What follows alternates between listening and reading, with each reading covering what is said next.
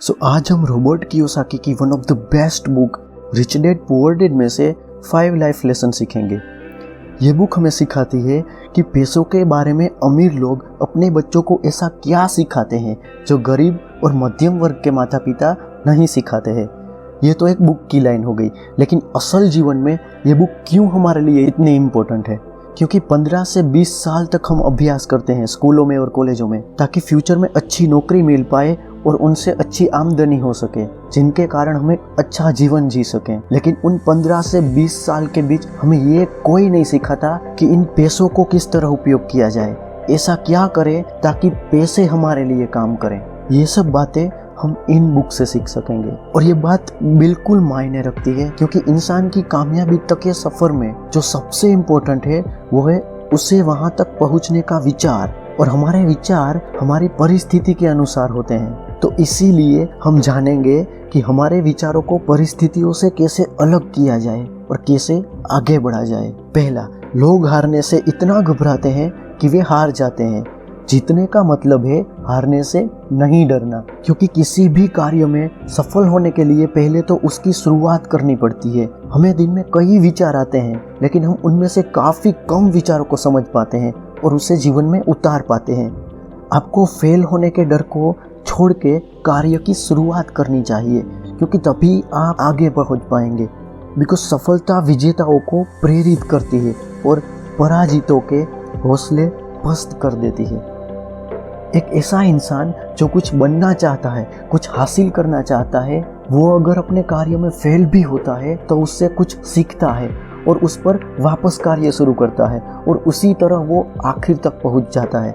लेकिन जिसे हारने का डर है, वो एक बार भी फेल हुआ तो वो कोई दूसरा कार्य ढूंढने लगेगा और वहां भी उसके साथ ऐसा ही डर मौजूद होगा। इसीलिए ऑथर ने कहा है कि तुम्हारी सफलता की कुंजी मैं नहीं करना चाहता में छुपी हुई है। अगर तुम उसे करना शुरू करोगे तो तुम्हारे पास सफलता का रास्ता होगा। इसीलिए अगर आपको सफल होना है तो उसके लिए कार्य शुरू करना होगा, और वो भी बिना डर के।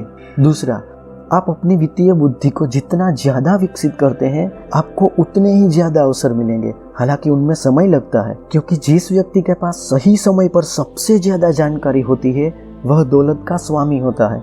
आप जिस क्षेत्र में काम कर रहे हैं, आपके पास उसकी हो सके उतनी माहिती होनी चाहिए, ताकि आप उसके बदलावों को समझ सकें और उनका मौका उठा सकें। जितनी माहिती आप इकट्ठी कर सकते हैं, आप उतना ही आगे रहेंगे। अगर आपकी वॉच की यानी एक घड़ियाल की दुकान है, तो आपको पता होना चाहिए कि लोग किन किन आधारों को ध्यान में रख के घड़ियाल पसंद करते हैं, और ऐसे ही कलेक्शन आपके पास होने चाहिए। जैसे कि ज्यादातर लोग अपने फिल्म स्टार को फॉलो करते हैं, वो उनके जैसी घड़ियां पसंद करते हैं जो नई ट्रेंड होती है। तो आपके पास भी ऐसी क्वालिटी होनी चाहिए जो अभी के नए ट्रेंड में चल रही है, क्योंकि लोग ऐसी चीजें ज्यादा पसंद करते हैं। अगर आप पुरानी पसंद को लेके बैठेंगे तो आप उतनी क्वांटिटी नहीं बेच पाएंगे जितनी नई बिकेगी। तो सही समय पर सही ज्ञान का होना वो एक महत्वपूर्ण आधार है जो आपको दूसरों से काफी आगे रख सकता है। इसीलिए ऑथर ने कहा है कि जो मैं जानता हूँ उसकी बदौलत में पैसे बनाता हूँ, जो मैं नहीं जानता उसकी वजह से मैं पैसे गंवाता हूँ। जब भी मैंने अहंकार किया है, मैंने पैसे गंवाए हैं। तीसरा, तुरंत निर्णय लेने की क्षमता एक महत्वपूर्ण योग्यता है, और ये बहुत इम्पोर्टेंट है, क्योंकि आपने भी इसे जीवन में कई बार महसूस किया होगा।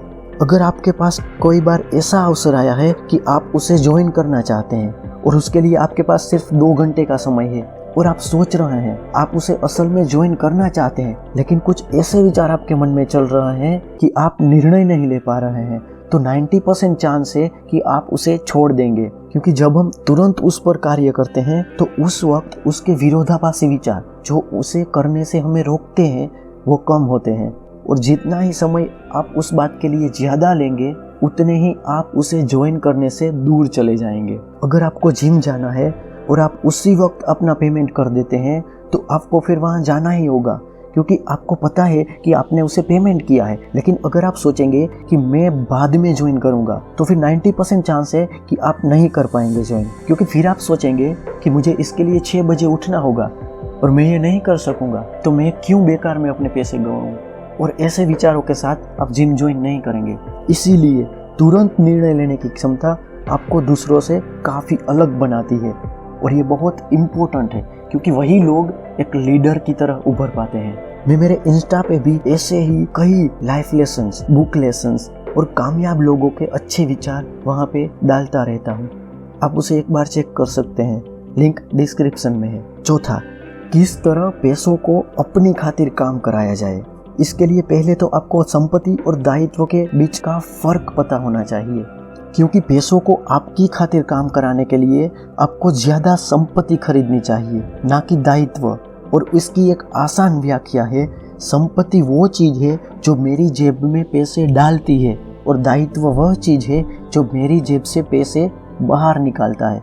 जैसे कि आपका घर, आपकी कार, आपका मोबाइल फ़ोन, ये सब आपके दायित्व है, क्योंकि आपको कार के लिए पेट्रोल चाहिए होगा जो हर महीने आपकी जेब खाली करवाएगा, और इसी तरह फ़ोन के लिए रिचार्ज। लेकिन संपत्ति आपको हर महीने पैसे देती है, चाहे आप जाग रहे हो या आप सोए हुए हैं। जैसे कि किराए पे दिया हुआ घर, आपके खरीदे हुए स्टॉक, या फिर आपकी वीडियोस जो हर वक्त यूट्यूब पे लाइव होती है। ऐसा नहीं है कि कार और फ़ोन खरीदने ही नहीं चाहिए, लेकिन तब खरीदो जब आपके पास उसे हर महीने पे करने के लिए अपनी संपत्ति से पैसे आ रहे हों। सो पहले संपत्ति इकट्ठी करो और फिर दायित्व पे ध्यान दो। और इस बुक की सबसे बड़ी बात यही है, आपको ये जानना जरूरी है कि पैसों को किस तरह उपयोग में लिया जाए। और हाँ, सचमुच अमीर बनने के लिए हमें पाने के साथ साथ देने में भी सक्षम होना चाहिए। और ये आपको ज़्यादातर अमीरों में देखने को मिलेगा जो एक अच्छा जीवन जी रहे हैं।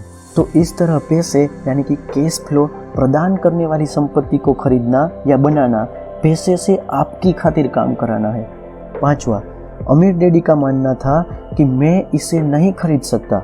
ये शब्द आपके दिमाग को बंद कर देते हैं, लेकिन मैं इसे कैसे खरीद सकता हूँ, ये शब्द संभावनाओं, रोमांच और सपनों का द्वार खुला कर देते हैं। जब आपको कोई चीज़ बहुत अच्छी लगती है, जैसे कि कोई BMW की एक कार, तो ये बात आप पर निर्भर करती है कि आप उसे खरीद पाएंगे या नहीं। अगर उसकी कीमत देख के आप सोचेंगे कि मैं इसे नहीं खरीद सकता, ये मेरी औकात से बाहर है, तो आप उसे कभी नहीं खरीद पाएंगे।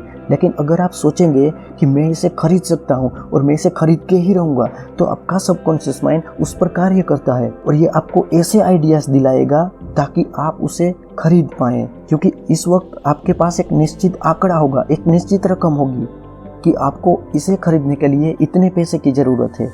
तो आपका सबकॉन्शियस माइंड इस पर कार्य करेगा कि इतने पैसे आप किस तरह इकट्ठे कर सकते हैं। नेपोलियन हिल ने भी अपनी book think and grow rich में कहा है कि किसी चीज़ की चाह रखने में और उसके लिए तैयार रहने में फ़र्क होता है।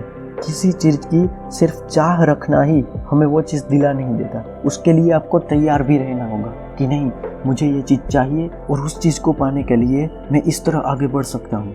और नेपोलियन हिल ने ये बुक 20 साल की मेहनत के बाद लिखी है, जो उन्होंने ऐसे ही कई अमीर लोगों के साथ मिल के, उनके जीवन को जान के, उनके विचारों को समझ के उसके बाद लिखी है। इसी तरह अगर आपके पास किसी कार्य के लिए कोई प्रबल कारण नहीं है, तो आगे बढ़ने में कोई समझदारी नहीं है, क्योंकि फिर ये आपको बहुत मेहनत भरा लगेगा। आप कोई भी कार्य कर रहे हैं तो उसका कोई प्रबल कारण होना चाहिए, तभी आप उसे सही तरीके से सही समय तक कर पाएंगे। क्योंकि आप ऐसे ही कोई कार्य ज़्यादा समय तक नहीं कर पाओगे, आपको वो फिर बोरिंग लगेगा। ऐसी ही कई बातें रॉबर्ट कियोसाकी ने इस बुक में बताई है, जो हमें स्कूलों में या फिर कई और जगह पर नहीं सिखाई जाती, जबकि असल में इसे सीखने की ज़्यादा ज़रूरत है। अगर आपको भी पैसों के बारे में और जानकारी चाहिए कि कैसे अमीर लोग पैसे से अपनी खातिर काम कराते हैं, तो आपको ये बुक एक बार ज़रूर पढ़नी चाहिए। हालांकि इसमें कोई शक नहीं है कि आप एक बार पढ़ने के बाद इसे दूसरी या तीसरी बार ज़रूर पढ़ेंगे, पर यहाँ भी वही बात आ जाती है कि इसके लिए आपको शुरुआत करनी होगी, और ये आपकी तुरंत निर्णय लेने की क्षमता पर निर्भर करता है। सो अगर आप इसमें आगे बढ़ना चाहते हैं और इस बुक को हिंदी में ख़रीदना चाहते हैं, तो मैंने डिस्क्रिप्शन में इसकी लिंक दी हुई है, आप वहाँ से भी उसे ख़रीद सकते हैं। अगर आपने ये बुक पढ़ ली है एक बार, तो आप प्लीज़ कमेंट में अपना मंतव्य इस बुक के बारे में बता सकते हैं। ताकि जिन लोगों ने इस बुक को नहीं पढ़ा है वो जान पाए कि ये बुक हमारे लिए कितनी वैल्यूबल है। हमारे जीवन को अच्छी तरह से समझने के लिए, पैसों को किस तरह उपयोग में लिया जाए वो समझने के लिए ये हमारे लिए कितनी ज़रूरी है, और वो लोग भी इसे खरीद के पढ़ के समझ सकें। तो प्लीज़ अगर आपने ये बुक पढ़ ली है तो प्लीज़ अपना मंतव्य कमेंट में बताएं। सो गाइस, अगली वीडियो में हम नेपोलियन हिल की book think and grow rich के बारे में बात करेंगे। हाँ, वैसे मैं जब ये बुक पढ़ रहा था तब कई लोगों ने इसका टाइटल देख के बुक पे हंसते थे कि सोच के कौन अमीर बन सकता है भाई। लेकिन इलोन मस्क ने ऐसे ही स्पेसएक्स को खड़ा नहीं किया है। उसके लिए उसने कई साल पहले इस बारे में एक प्लान बनाया होगा कि मैं इस तरह आगे बढ़ सकता हूँ, और उस प्लान बनाने के लिए उसने शुरुआत तो सोचने से ही की होगी, और ये शुरुआत, सोचने की शुरुआत जो है वो ही हमें कामयाबी तक पहुँचाती है। और इसीलिए इस बुक का टाइटल है सोचिए और अमीर बनिए। सो आप ऐसे ही लाइफ लेसन के लिए हमारे चैनल को सब्सक्राइब कर सकते हैं और हमारे साथ जुड़ सकते हैं। और हाँ, नोटिफिकेशन ऑन करना ना भूलें ताकि हम ऐसे ही विचारों को आप तक पहुंचा सकें। और वीडियोस के लिए आप हमारा प्लेलिस्ट एक बार ज़रूर चेक करें। मिलते हैं अगली वीडियो में एक और यूनिक विचार के साथ।